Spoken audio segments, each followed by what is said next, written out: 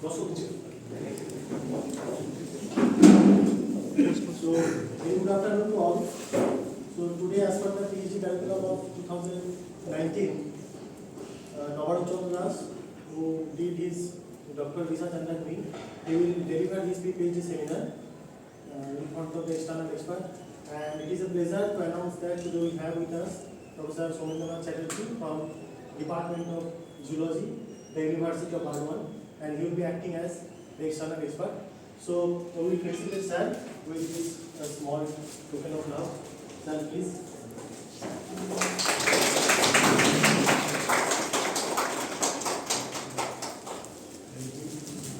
So I request Navarro to start his lecture.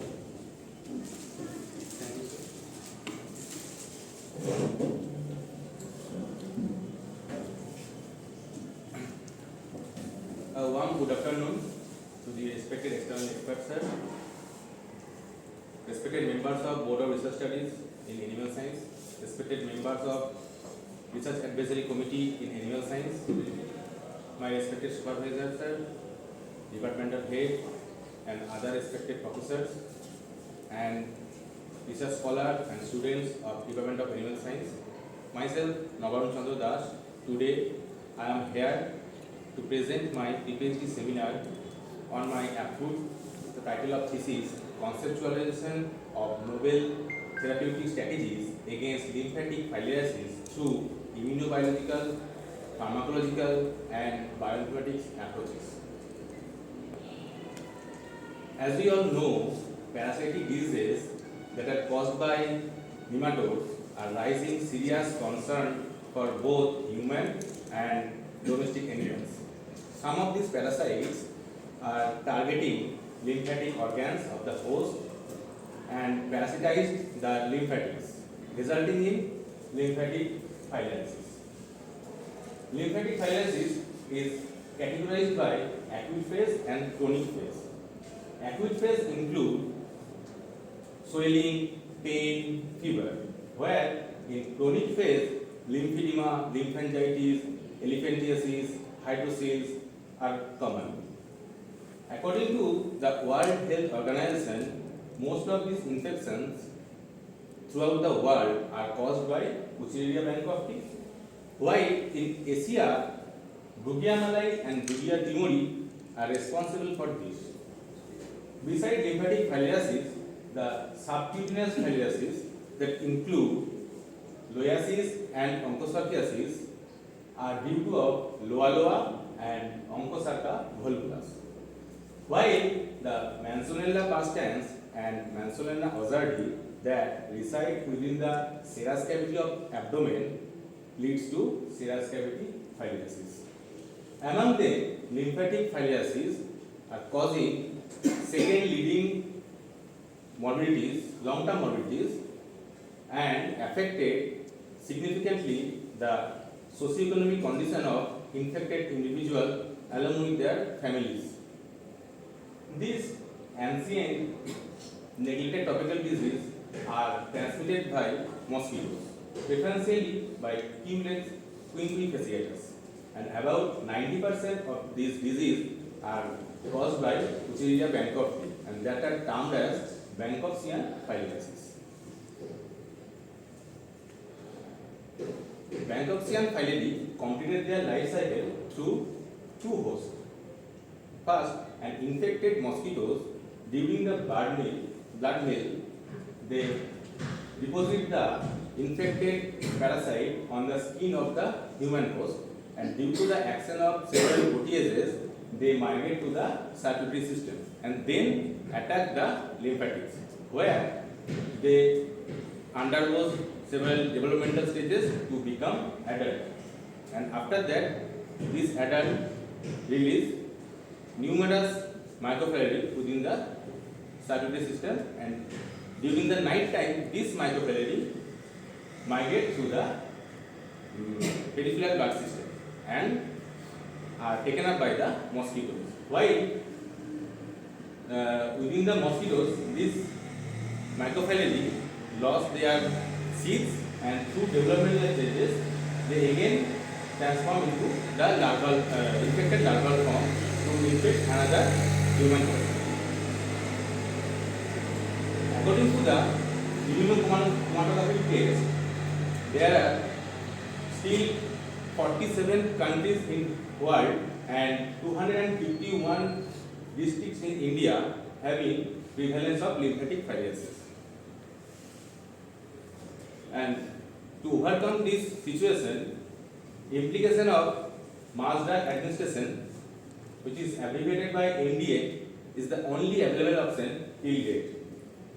According to the WHO guidelines, MDA is characterized by three different compositions of FDA-approved chemotherapeutics that are diethyl carbamazine citrate with albendazole, ivermectin with albendazole, and albendazole alone. From 2000 to 2020, 8.7 billion MDA were delivered to the 925 million pupils from 68 countries. But still, there are 863 million people from 47 countries that require preventive therapeutics. So why the scenario of MDA is not satisfying? From these studies, I found that continuous exposure of MDA from more than 20 years emerged drug-resistant strains of these filarial parasites.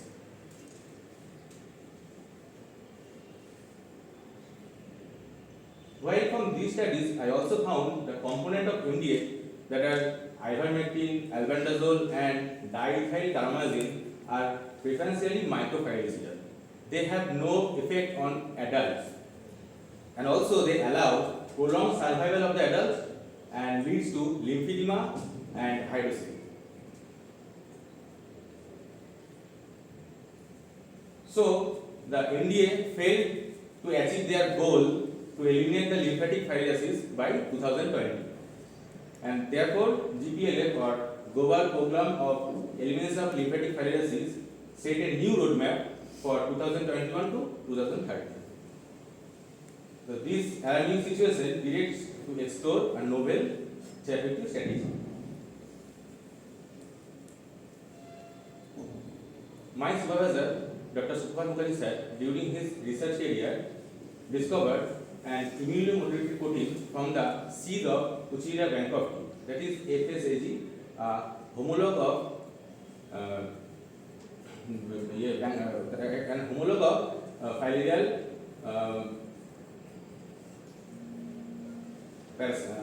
protein, and he also found that this protein through TLR4 NF-κB pathway classically activate M1 macrophages to upregulate the secretion of pro-inflammatory cytokine and establish inflammatory consequences within the host.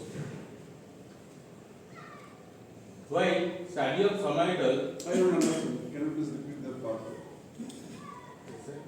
This issue over Just repeat. I don't understand. so here the immunomodulated protein, the FSAG, from the seed of filarial parasite bind to the TLR of macrophage and induce the macrophage to polarize into M1 macrophage, and this M1 macrophage within the body upregulate the pro-inflammatory cytokines, and the FSAG is the bestophin 9 homologue that I forgot to say. And from this study, the somatol proposed that the filarial parasite also possesses another protein, another immunomodulated protein that have that induce the M2 to M-rate polarization of the macrophages and upregulate the anti-inflammatory cytokines to promote the prolonged survival of the adult parasite, and that cause chronic inflammation. Taking clue from these two studies, I set my objective to target these two proteins, designing immunotherapeutics and chemotherapeutics to reduce the filarial load along with the immunopathogenesis caused by the lymphatic filariasis. To continue my study using animals, I have taken the ethical clearance from Institutional Animal Ethics Committee of Kalinjar University, Vishwanath University, and from Bose Institute. My first objective to examine the therapeutic efficacy of the antibodies developed against major immunoregulatory protein FSAG of thyroid parasites. To conduct the study, first I selected two zones, Asansol and Bolpur. And from the Asansol, the selected areas are Domani, Panchgachia, Dhanora, Mithani, and Palla. Those are decided around the Kaji University. And while from Bolpur, the selected areas are Kodaipur, Beharia, Tiasla, Sunutia, Mohanpur, Supur, Adityapur, Kosba, Amdahra, Lalbaho, Daronda, and Bilapur. And from this area, I selected the infected individual on the basis of age, economical condition, family history, present health status, previous disease history, familial infection history, diabetic status, and familial antigen test. On my studies, I excluded the age group that below 15, above 75, and lactating mothers along with pregnant females. And after that, I collected the blood sample during the night time because I have already told on my previous slide that the microfarynx of Uchillia bankopi migrate through the peripheral blood system during the night. Isolation and purification of the FSAG protein is the first step of this study. After the collection of blood, I determine the infection by staining the smear of the blood, and then I centrifuge the blood samples at 5000 rpm for 5 minutes into PBS to separate the microfarynx. Then I repeatedly freeze and thawed the microfibrillae pellet to separate the surface layer. And that is followed by homogenization and 10 cycle of ultrasonication at 20 kHz to prepare the microfibrillae lysate. After that, ultrafiltration using 50 kilodalton molecular weight cut-off member I used to separate the greater than 50 kilodalton molecular weight fractions, because this is already proved that the FSAG of Uchillia bankopi is about 70 kilodalton. So after that, I purified the FSAG protein using gel filtration chromatography using Cephatox G75 and affinity chromatography using para-aminophenyl phosphoryl choline agarose. After that, I developed the anti-FSAG antibody within the Balsi mice. Two subsequent dose of 100 microgram FSAG I injected with PBS. The first dose with Friend's complete adjuvant and the second dose with Friend's incomplete adjuvant. And I injected the dose through foot pad route. And after 10 days of last dose, I collected the blood sample by heart culture and then collected the sera from the blood sample by centrifuge the blood at 2000 rpm for 3 minutes. Now, to determine whether the sera have any anti-FSAG antibody or not, I perform antibody titer test. And where I found FSAG with Friend's complete adjuvant have much potential to induce high titer antibody response up to 25,000 times.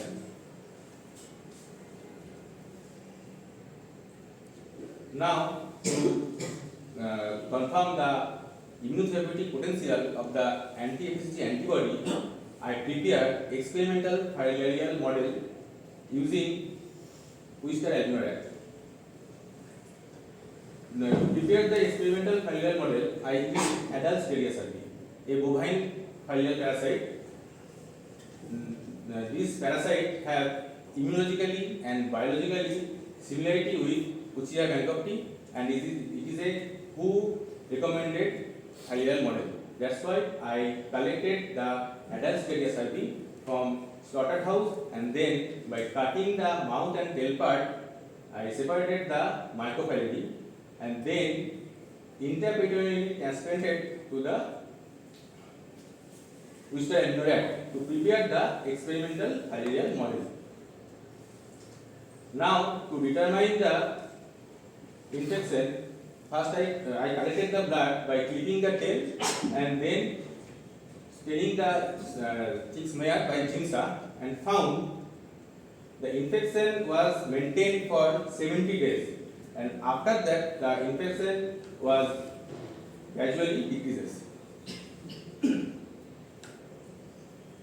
Now, to determine the immunotherapeutic potential of the anti-FCC antibody, I treated the infected rat with 5 different doses of anti-FCC antibody that are 10 microliter of 100 gram body weight, 200 microliter of 100 gram body weight, 50 microliter per 100 gram body weight, 100 microliter per 100 gram body weight, and 200 microliter per 100 gram body weight. And after 10 days, clipping the tail and collected the blood and then stained the smear, I found that 100 microliter per 100 gram body weight dose have efficiency to clearing the parasite from the treated rat. After that, to check whether this anti-FCC antibody have any role or not to reduce the inflammation, I evaluated the serum TNF alpha and serum interleukin 1 beta level, because these two are pro-inflammatory cytokines, and I found there are a reduced level of these both pro-inflammatory cytokines in the treated rat. After that, to determine the therapeutic, the prophylactic effect of this anti-FCC antibody, I first treated the normal rat with anti-FCC antibody, and after 10 days, I infected the pre-treated rat with Serratia cervi, and after 10 days, collecting the blood, I found that 100 microliter per 100 gram body weight have potential to provide protection and lowering the infectivity of Serratia cervi in rats. Now, to further determine the therapeutic potential of anti-FCC antibody, I used immunoinformatics approaches. To conduct this study, first I obtained the amino acid sequence of FSAG of Uchirayama copy from Uniport server, that is previously uploaded by my supervisor sir.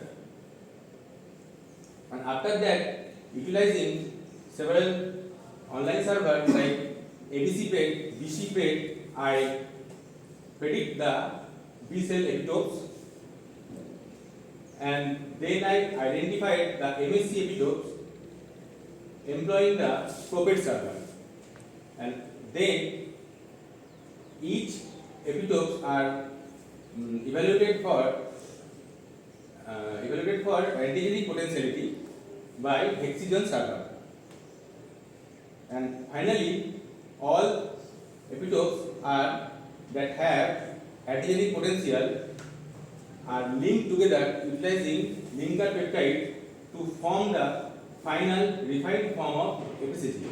This refined form of FSAG only contain the immunogenic sequences, and after that, to determine the humoral immune response due to the FSAG, I conducted the immune simulation, and where I found that 3 consecutive exposure of FSAG can elicit immunoglobulin level high or immunoglobulin responses, and I also found there are abundance of B cell subpopulation, and that direct that antibody against FSAG could be a therapeutic option to treat the lymphatic filariasis as well as immunopathogenesis caused by the filial parasites. From these studies, I found application of anti-HCG antibody into the experimental filariasis model reduces worm burden and pro-inflammatory cytokines. Following, I also found anti-HCG antibody have prophylactic effects and that reduce the infectivity of Citria cervi in rats. While immunoinflammatory approach reveals refined immunogenic FSHG elevate the humoral immune response and more specifically immunoglobulin G and immunoglobulin M. From these studies, I can conclude that anti-FSHG antibody block the FSHG antigen to mitigate the inflammatory consequences that normally activated by TLR4 NF-κB pathway. And I also conclude that this antibody can initiate antibody-mediated phagocytosis or antibody-dependent cell-mediated cytotoxicity to kill the parasite within the host.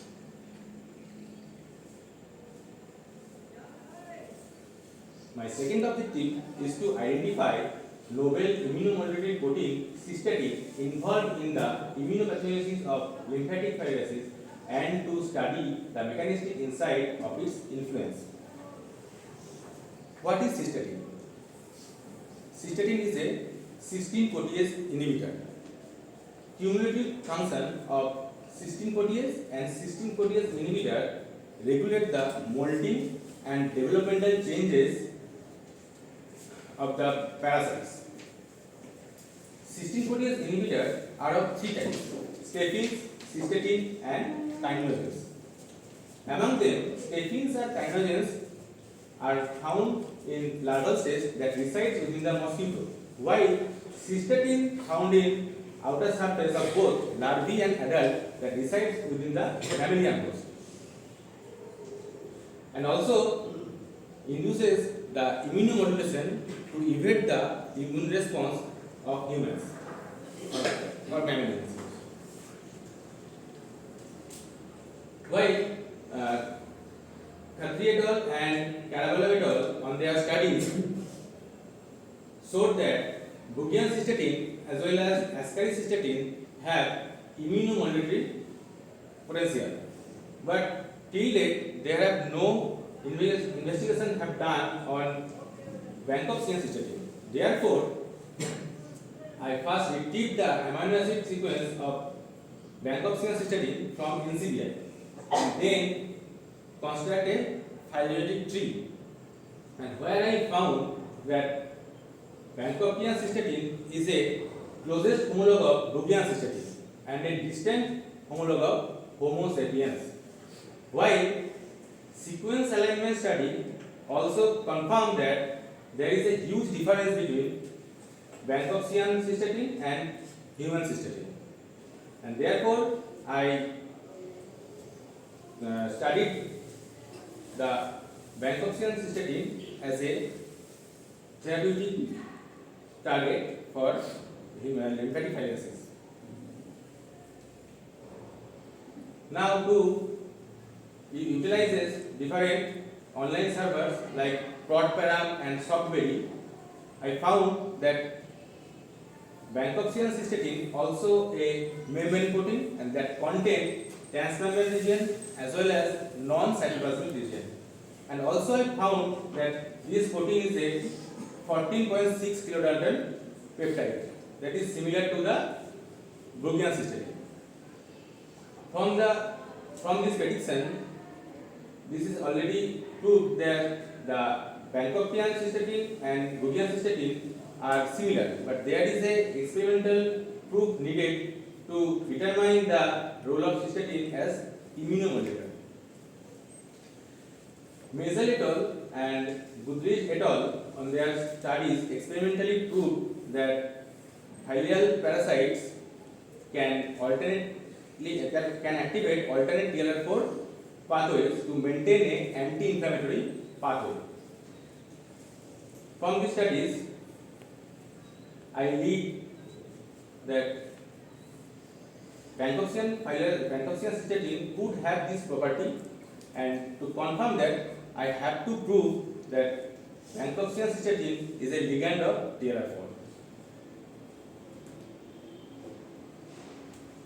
Now, to prove that, I first model the 3D structure of cystatin utilizing homology modeling server Swiss model, and then I validate the 3D structure using SAFE server, and the server predicted the Ramachandran plot and IRAT plot, where I found in Ramachandran plot there is 98.2% of residues are within the most allowed region, while in IRAT plot I found there have no residues that have error value more than 99%, and that predicted that the structure that I found are validated for further studies.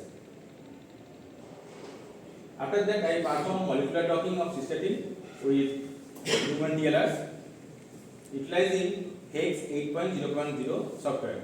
The software predicted binding energy minus 634.9 kilocalorie per mole, predict that Bankoxian cystatin could be a ligand of TLR4-MB2 complex. Now, to find the reason behind this strong interaction, I performed more detailed studies, and where I found there is involvement of 3 hydrophobic interactions and 5 hydrogen bonding in between the Bankoxian cystatin and TLR4-MB2 complex. Now, to confirm the prediction that raised by the previous molecular docking study, I perform normal mode analysis, which is abbreviated by NMA. NMA is a most easy and quick step that within the internal coordinate reproduce collective motion of biological macromolecules, and here I utilize iMode server, and that server utilize 20 different vibrational modes to predict the biophysical characteristics of protein complex, and here this server predicts the biophysical characteristics of cystatin TLR4 complex.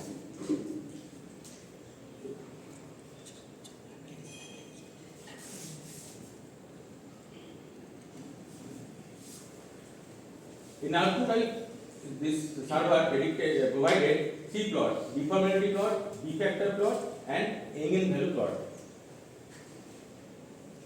From the first 2 plots, I found that there is huge deformability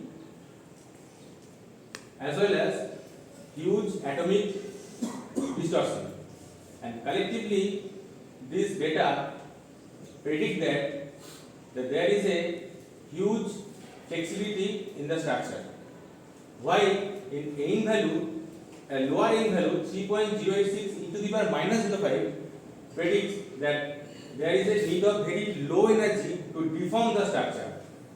In turn, this suggests that this structure is a very stable format.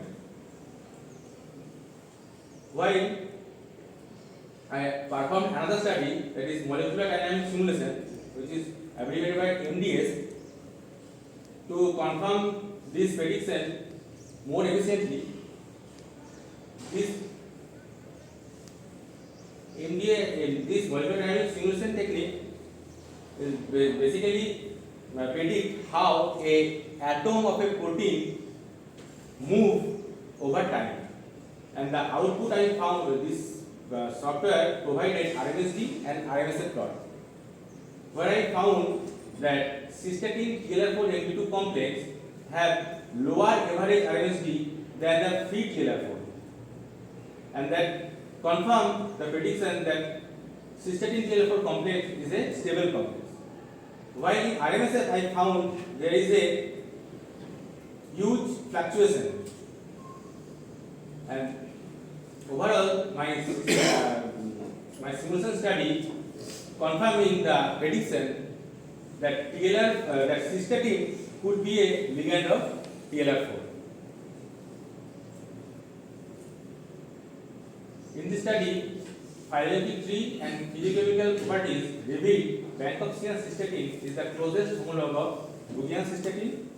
Molecular docking study predicts cystatin could be a ligand of TLR4, and normal mode analysis and molecular dynamic simulation confirms that cystatin has much potential to be a ligand of TLR4. And from this study, I can conclude that Bankovskian cystatin have strong influence to be a ligand of TLR4, and which reveals cystatin TLR4 complex can induce alternate activation of macrophages. My third objective is to design vaccine candidates against the key proteins involved in the pathogenesis of lymphatic filariasis. On my previous slide, I already discussed about the key proteins that are FSAG and cystatin. Now, to design the vaccine structure, first I retrieve the amino acid sequence of cystatin and FSAG from NCBI and from Unicode. And after that, to identify the B-cell epitopes, I serve the ABCPET and BCPET server. And after that, to predict the MSC1 and MSC2 epitopes, I utilize the ProPET1 and ProPET server. And the server predicted that there are 9 MSC1 epitopes within cystatin and 2 MSC2 epitopes. While in FSAG, there are 11 MSC1 epitopes and 9 MSC2 epitopes. After that, I scan both the FSAG and cystatin for interferon gamma epitopes, and I found there are both cystatin and FSAG contain the interferon gamma epitope sequences. And after that, I designed the vaccine constructs. And to design the multi-epitope based vaccine, I utilized several linker peptides to link the epitopes, and then utilized adjuvant and a histone. And finally, I predict the antigenic and allergenic property of the vaccine. I utilized Vaccinen version 2.0 and Antigen Pro server, and this server predicted that both the vaccine have antigenic property, while AlertTop version 2.0 and Allergen FP version 1.0 predicted that none of the vaccine have any allergenic property. Now, to determine the role of anti-cystatin and anti-FSC vaccine in inhibiting the T-cell-mediated immunopathogenesis, I first modeled the vaccine using non-template based homology software, that is RaptorX. And after that, I validate the 3D construct using the same server sales, and where I found the anti-cystatin vaccine have around 86% residue within the most favored region, while in case of anti-FSC vaccine there are 88% residue within the most favored region. While in ERCOT I found that very low number of residues that have more than 99% error. Collectively, this study validated the 3D construct, and I then performed the molecular docking study with TLR4 utilizing the Class Pro server, and I found that both the vaccine have strong affinity to bind with TLR4 AB2 complex at extracellular domain. But when I compared the energy score, I found that anti-FSG vaccine have better potentiality to bind with the TLR4 and making the TLR4 vaccine complex. And to find the reason behind this interaction details, I performed more detailed investigation and found that there are 36 hydrogen bond and 10 electrostatic interaction and 12 hydrophobic interactions in between anti-cystatin vaccine and TLR4 complex, and while in anti-FSG vaccine and TLR4 complex there are 30 hydrogen bond, 4 electrostatic interaction and 10 hydrophobic interactions. Now, to confirm this data, I perform the normal mode or NMA analysis, and where I found that both anti-cystatin vaccine TLR4 conjugate and anti-FSC vaccine TLR4 conjugate have average number of deformity as well as average number of atomic distortion, and that concluded that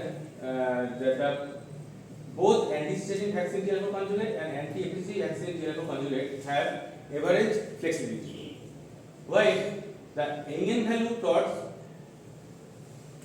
confirm the stability of the both complex. But while I compared the Eigen value, I found that anti-FSC vaccine TLR4 conjugate have 1.537 e to the minus 6 Eigen value, that is lower than anti-cystatin vaccine TLR4 conjugate, and confirm that the anti-FSC vaccine TLR4 conjugate is more stable than this complex. And after that, to confirm this more efficiently, I performed molecular dynamic simulation and found that both the complex, both the RMSD of anti-cystatin vaccine TLR4 conjugate and anti-FSC vaccine TLR4 conjugate have very low average RMSD. But when I compared them, I found that anti-FSC vaccine TLR4 conjugate have lower RMSD than free TLR4 inhibitor complex, and that confirmed that the anti-FSC vaccine TLR4 conjugate is more stable than anti-cystatin vaccine TLR4 conjugate. And while in RMSA plot I found that there is average fluctuation as well as very low average RMSA value, and that conclude that this both the structure have average flexibility. Collectively, all my simulation data confirm that the both vaccine, anti-cystatin and anti-FSC, have TLR4 inhibiting role. After that, to determine the humoral response against anti-cystatin and anti-FSC vaccine, I perform immune simulation utilizing C-IMSIN server. This server basically utilizes the amino acid sequences of proteins and provide the probable humoral response within the human, where I found both the anti-cystatin and anti-FSC vaccine can elicit immunoglobulin response as well as interferon gamma response. But when I compared the data, I found 7 lakh units of anti-cystatin vaccine can elicit around 1.65 lakhs unit of IgM and IgG response. But when I investigate the anti-FSC vaccine, I found less than 7 lakhs units of anti-FSC vaccine elicit 1.6 lakh in IgM and IgG response. And these data confirm that the anti-FSC vaccine have more potential than anti-cystatin vaccine to produce the humoral response in human. As well as there is no IgE response. Please repeat this. Okay. Thank you. But when I compare from first year, when I compare this data, I found the 7 lakh units of anti-cystatin vaccine can elicit 1.65 billion, 1.65 lakhs IgM and IgG response. But when I investigate the anti-FSC vaccine, I found less than 7 lakh units of anti-FSC vaccine can elicit 1.6 lakhs IgM and IgG response. And these data predicted that anti-FSC vaccine have more potential to induce humoral response within the human. I also found that there is no IgE response, and that predicted that both the vaccine have no allergenic property. Now, to confirm that which vaccine have more potential, I have to perform the wet lab experiment, and due to that I need the clone of these vaccines. In this study, I showed the probable ways of cloning utilizing SnapGene tools. First, I downloaded the structure of plasmid PET30X and then cut the vector with hint-free restriction endonuclease, and after that I added the same restriction sites at the reverse translated anti-station vaccine, and then I prepared the recombinant plasmid. And after that, this structure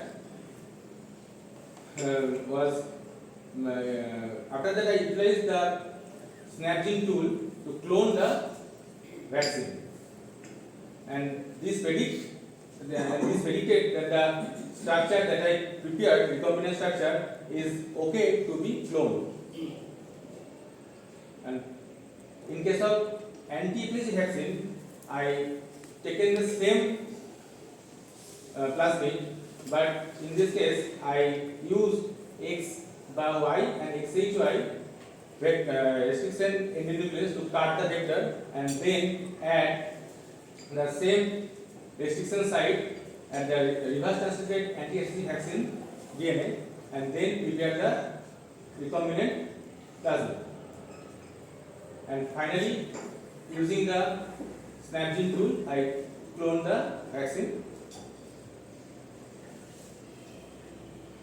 In this study, molecular docking confirmed that anti-cystatin and anti-epiCG, both vaccine can form conformationally stable complex with TLR4. Normal mode analysis and molecular dynamic simulation predicts both the vaccine TLR4 complex possesses greater stability with average flexibility. Simulation data also suggested that both vaccine complexes have potentiality to block TLR4 mediated immunopathogenesis, and immune simulation data detects both vaccine can elicit IgG as well as IgM response.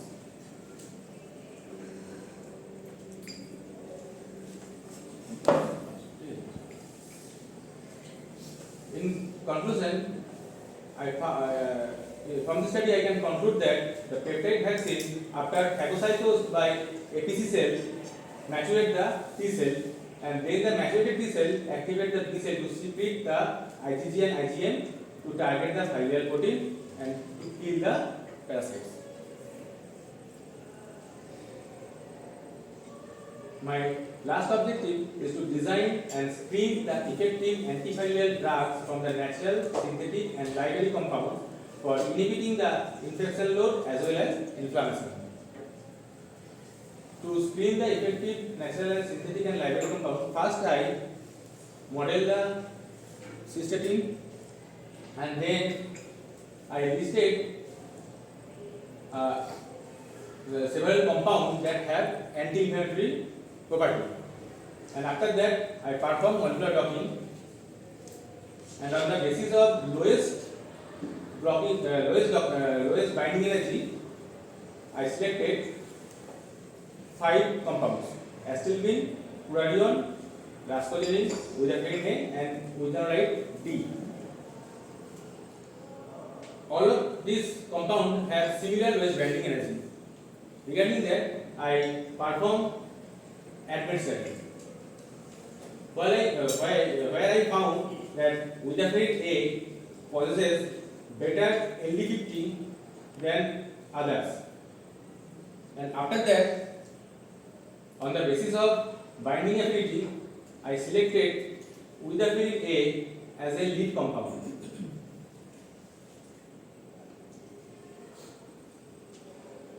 now to find the reason behind this strong interaction, I performed more detailed study and I found that there is a involvement of two hydrogen bond and a hydrophobic interaction. And I also performed simulation study and where I found that the cystatin with the A complex have lower deformability as well as lower atomic distortion.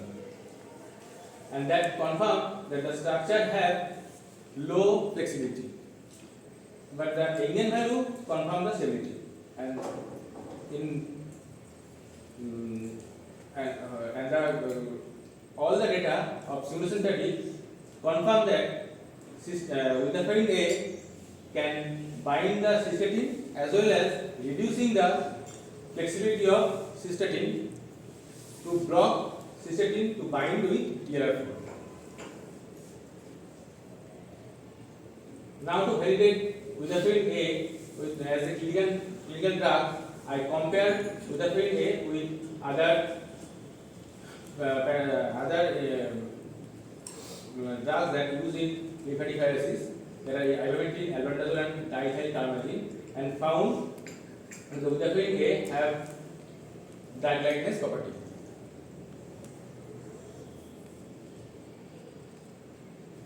After that, I compared Utherfering A with olmesartan medoxamil, that is a hypertension reducing drug, and also have anti-cystatin role, and found that Utherfering A have more potential than olmesartan medoxamil. And after that, to confirm the experimental in silico outcomes by experimental validation, I performed viability test using Citeria study, and where I found that Utherfering A have potent role to reduce the microphagy, but ivermectin have more potential, but ivermectin is more efficacious for the human as well as rats. But when I tested the viability against adults, I found that Utherfering A have more potential than olmesartan as well as albendazole. But in this case, also the ivermectin have most potential as macrophagocytic.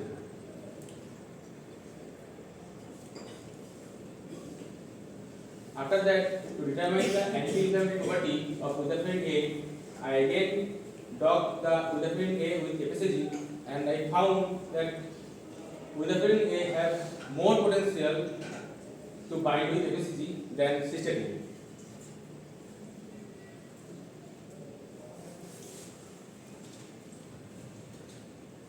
In this study, computational analysis reveals Utherfering A is a ligand of cystatin, and comparative study of Utherfering A with olmesartan medoxamil confirmed that Utherfering A binds more efficiently with cystatin as well as with FSAG than commercially available drug olmesartan medoxamil. From this study, I can conclude that Utherfering A bind the cystatin and FSAG, killing the parasite by hampering their normal function. Again, Utherfering A blocking the cystatin as well as FSAG block both protein to be ligand of TLR4 and maintaining the homeostasis.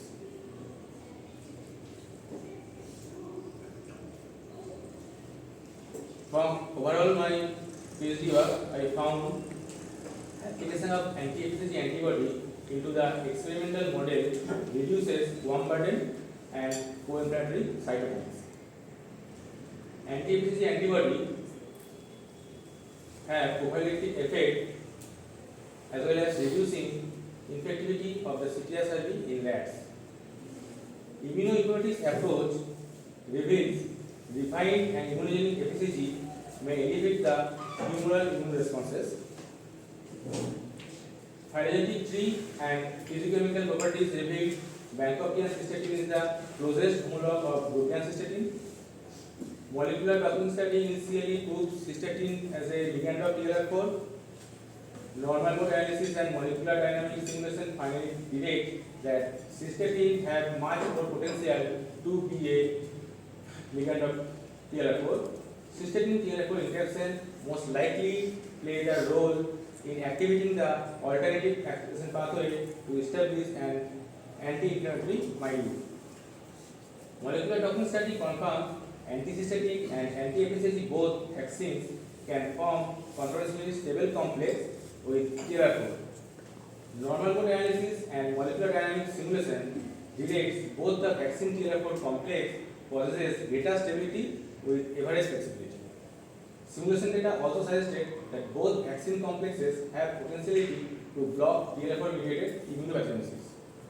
Immune simulation data detects both vaccines can elicit immunoglobulin responses. Computational analysis reveals Udafilin A is a ligand of cystatin, and comparative study of Udafilin A with olmesartan rituximab confirms that Udafilin A binds more efficiently with cystatin as well as with FSHD than commercially available drug olmesartan rituximab. Collectively, I can collectively from my research studies, I confirm that targeting immunomodulatory protein FSHD as well as cystatin is the most potential way to reduce the filial parasites as well as immunopathogenesis caused by the lymphatic filariasis. I want to explore whether cystatin has any role in inducing dendritic cells to maintain anti-inflammatory milieu or not, and I want to explore identity of more immunomodulatory proteins from Ushia bank of T and their mode of action in filial immunopathology.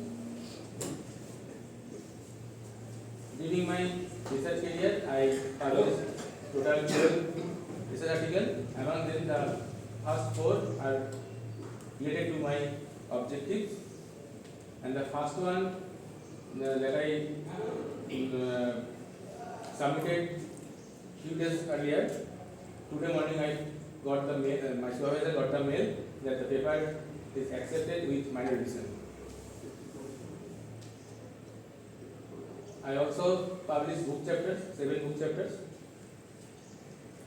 and I attend a conference and present paper orally at Copenhagen, Denmark. That is the 15th International Congress of Parasitology, organized by World Federation of Parasitology and Danish Society of Parasitology. Is it the references?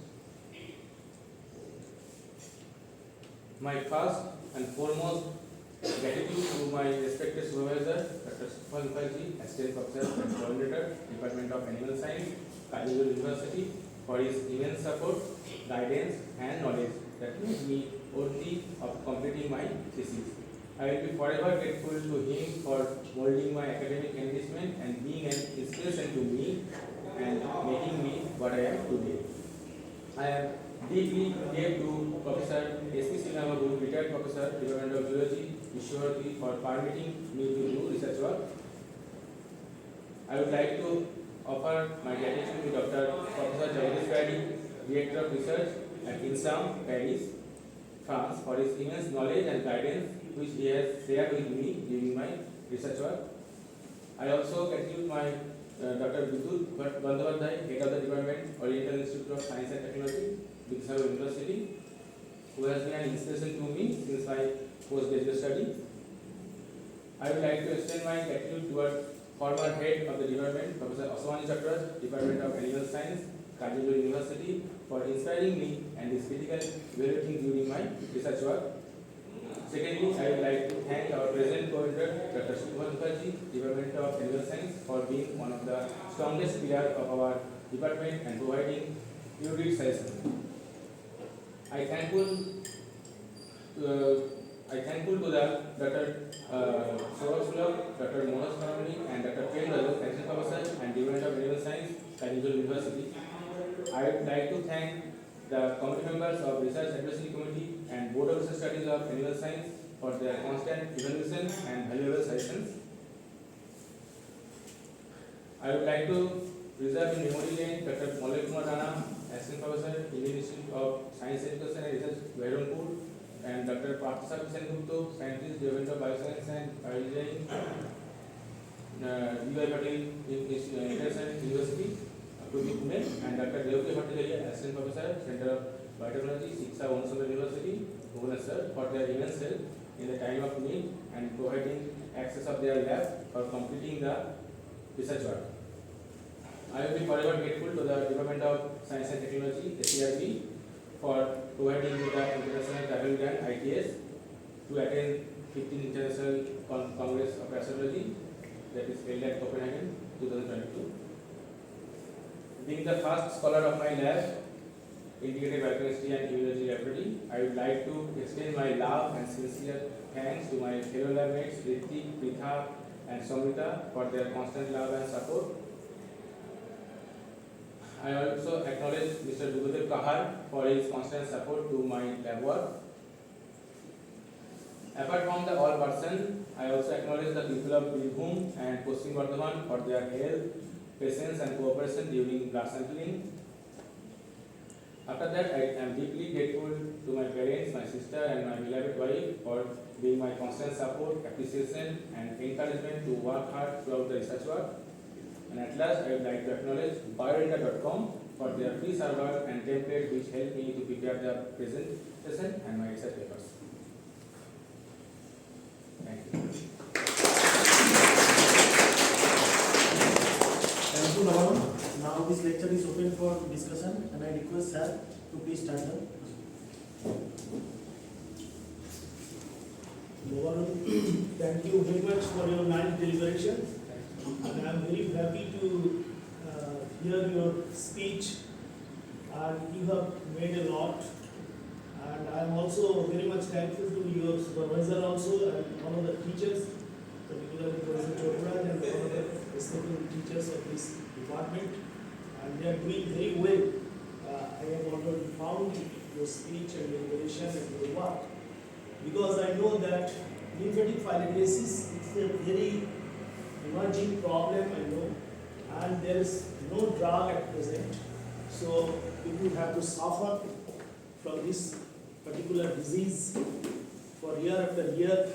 And it's not only a disease of parasite-borne disease, you can say it's a very serious disease, as well as it's a socio-economic disease, you can say. Particularly the seabed regions, the people there, they have been suffering from disease for year after year, I know. And in this area, particularly in Asansol, we have also found that several patients are there, and prevalence is also very high. And also the prevalence is high in Purulia also. So in this aspect, your work is very much important to establish a vaccine and candidate vaccine for your trial. So you have nicely deliberated that you have isolated, designed a candidate vaccine of anti-FSAG and anti-cystatin. So when you try to make the anti-FSAG modulator proteins, have you checked what is the minimum inhibitory concentration of this particular molecule? The vaccine that I prepared is totally in silico study. I have not prepared that in vitro study. That's why You have shown some dose and concentration. FSH. FSH. Yes. Subostin microgram per 100 ml. That is the FSH. Yes. Antibodies. Anti-FSAG antibodies. What should be the minimum? What's the minimum dose? Yes. That is the You 100 have predicted. It's 50 microgram per ml. Around 50 microgram. And you know that the rat microenvironment and human microenvironment is getting different. So there are some similarities, but there are so many dissimilarities. You have done well. What is your prediction about this candidate vaccine? about its potentiality to human body?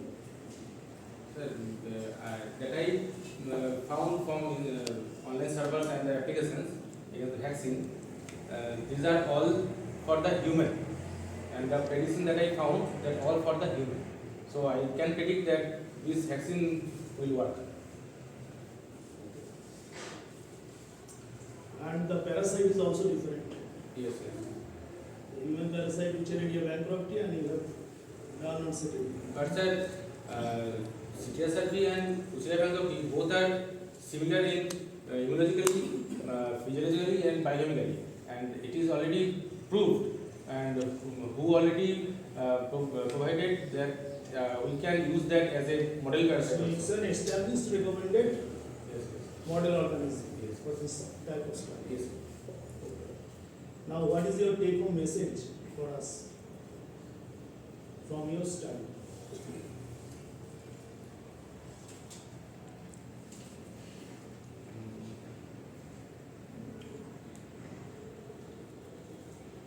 Can you proceed to this step? I already told that I have a plan to. You cannot eradicate this disease, but can you control or manage this disease through your modulation? I want to- predicted.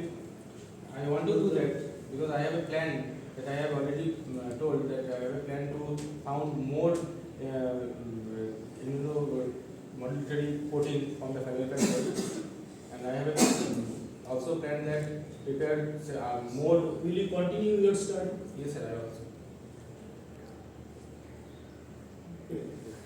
So you have 4 objectives, right? And whatever you have shown the title, the conceptualization and all these things. So you are very fit with the title and what you have worked. First of all, okay. So there is no confusion about anyone that whatever the title you have given, the PhD. I am just talking about the technicality of your work. And whatever the objectives you have shown, that fulfills your title objectives and all things. The second thing is that only you have the first objective where you have some in vivo data, right? And the other 3 objectives, which you, because as you are conceptualizing, right? So you are conceptualizing the models, what kind of interactions and what kind of things will happen. So that you cannot say until or unless you are seeing this thing in the, because you know cysteine and serine, these things that they have a lot of problems when you are cloning them, when they are when they are growing, when the proteins are being cleaved. So lots of problems may happen over there. But the thing is that what are the take home is what respected sir was trying to tell to you, that what is the take home message for you, what you are taking with that you have identified 3 strategies. You have identified 3 strategies to combat with this thing. So in that way you are also fit, right? So your thesis is being approved for the submission. Now the third thing is that the future message, which I think Robert is here. So writing in the discussion part and in the conclusion part, all these parameters of future thing, you know. So in that, those things you have to write in that way so that it comes into the same, pollination. You cannot write a short story for your thesis. It's a novel you have to write. So in all these 3 criteria, as per my thing, your thesis is go for the final presentations or submission. Okay, this is and I have only one question. That is totally question is there. So 2 things: one FSAG and another cysteine. So if you see their working potentiality, their atomics and all these things, it is not that much of significantly different. So if you are being given a scope to work with only one in future, which one you will choose and why? So FSAG. Why? So because FSAG, from my study I found that every time when I prepare the vaccine, I found that anti-FSAG vaccine have more potential than anti-statin.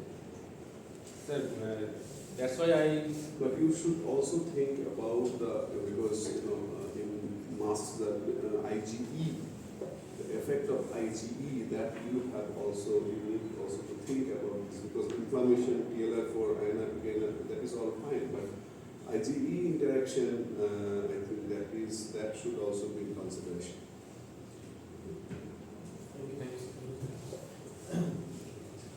Request Tara that you may go to the last question. You did your experiment like when you raised antibody against FSAG, you used Balci, right? Yes. So Balci is inbred mice or outbred mice? Inbred strain of mice or outbred strain of mice? It is an inbred strain of mice or outbred strain of mice? Balci is an outbred strain of mice.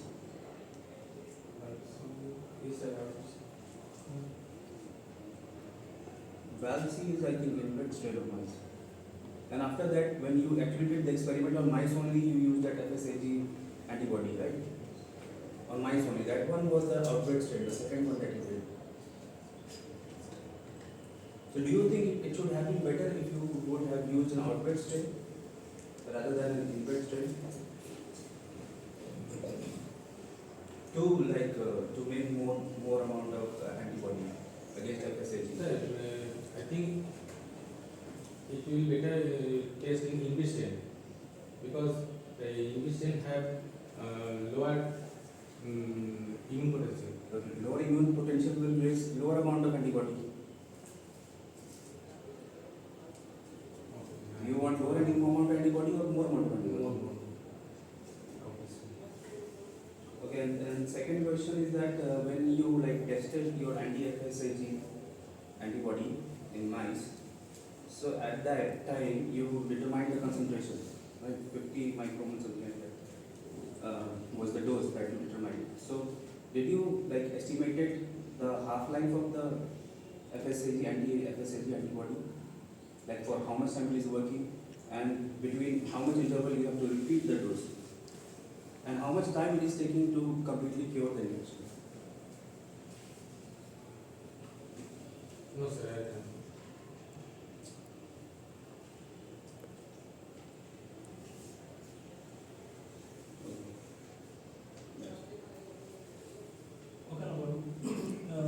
Okay, very nice presentation by you. I have few questions. First of all, I would like to suggest you something that I noticed that most of your findings were virtually obtained. Okay, and you should try to add a point in your future direction that you will confirm these findings so it will go in vitro studies in future. You may add that point. And my second question is, you told that anti-histamine is all are going to block the TLR4, right? So TLR4 have some their natural functions. These are very much important for our immunity. Okay. Then if you are going to block the TLR4, then they will hamper our natural immunity. Then how will you think? What do you think that what we may take measures to maintain our normal immunity in these cases? If it is going to block our TLR4. Sir, I have to maintain the dose. No, you think that it is going to block TLR4? TLR4. TLR4 blockers are already present in the market, so you can directly use that. Yes, it can block the tumor. If it is not the block, TLR4, then the vaccine does not work. I have some, actually my point is if it is going to block TLR4, which is very essential for our body, right? Then if it is impairing the normal function of TLR4, then many adverse effects may come on our body. Then how will you overcome these effects? And what are the strategies we should take to overcome these effects?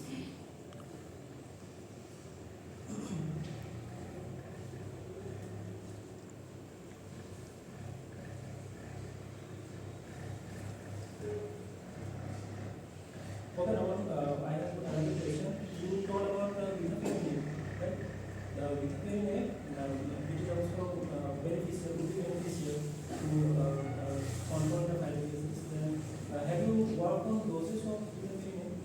No, sir, I have not worked on those. I just tested The dose is important, just right? tested the biology on the parasite. MTDSA. Yes. Perform MTDSA just to detect whether it is toxic or No, not. no, You have not worked on doses. no. On which dose it will work better. Okay. Thank you.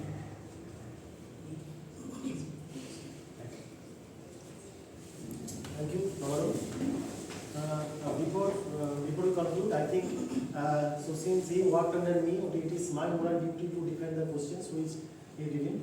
So I will defend on his behalf. That the first question sir raised, what should be the take-home message? The message is that since sir has already discussed that we cannot cure this disease. This is the fact that we cannot cure lymphatic filariasis. But my point is that we are going to develop a strategy where the parasite will be in the body, but it will not show any immunopathological outcome. And this is only possible if we can selectively regulate TLR4. We are not going to inhibit TLR4. Okay, we will just modulate its function, because here he worked with two proteins. One is bestrophin 9 analog, that is FSAG, and the second one is cystatin. Cystatin inhibits TLR4, not inhibit, it actually is directs TLR4 to induce anti-inflammatory response. Okay, that means the anti-inflammatory cytokines will be more in the blood, and when FSAG will bind, FSAG will elevate the pro-inflammatory cytokines. But the major culprit is the TLR4. Although it is a very essential part of our body, but when the parasite enters into our body, it's become vulnerable or it has become sensitized. So our plan is to selectively regulate the TLR4, not hampering its normal function. And the third question, what Saurabh asked, that always we develop the infection in inbreed mice. And whenever we develop antibody, we use our mice. Thank you. Thank you.